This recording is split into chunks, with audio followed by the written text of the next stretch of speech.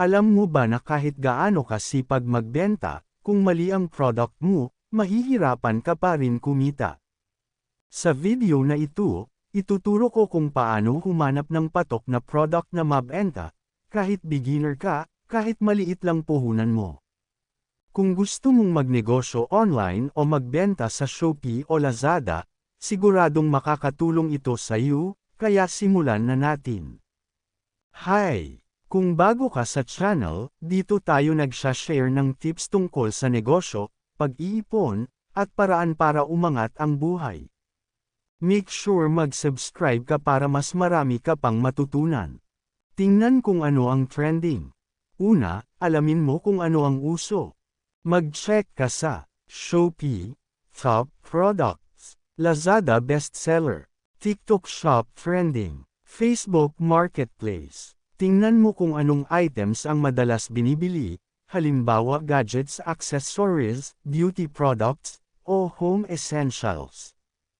Tip, kung maraming reviews at orders, malamang mataas ang demand. Humanap ng problem na sinusolve ng product.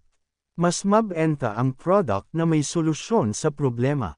Tanungin mo sarili mo, anong kailangan ng mga tao araw-araw? Ano ang nagpapadali ng buhay nila?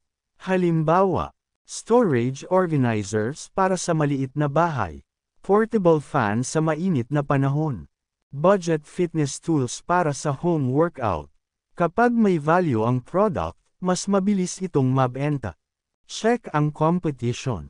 Huwag kang basta sumabay, pag-aralan mo muna. Tingnan, magkano presyo ng competitors, ano reviews ng customers. Ano reklamo nila? Dito ka makakahanap ng paraan para mas gumanda ang offer mo, tulad ng mas murang presyo o mas magandang bundle.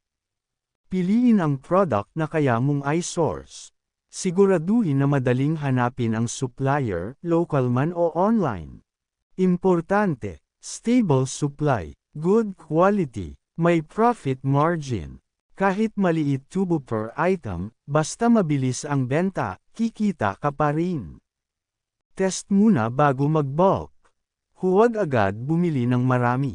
Mag-test sell ka muna, kahit 5 hanggang 10 pieces lang. Kapag nakita mong may demand, saka ka mag-scale up. Ito ang sikreto para maiwasan ang lugi. Piliin ang product na naiintindihan mo. Mas madaling ibenta ang product na alam mo kung paano gamitin. Mas confident ka sumagot sa customer, at mas nagkakaroon ng trust. Kung may natutunan ka, i-comment mo kung anong product ang balak mong ibenta, baka mabigyan kita ng tips. Don't forget mag-like at subscribe para sa mas marami pang tips tungkol sa negosyo at pag-asenso.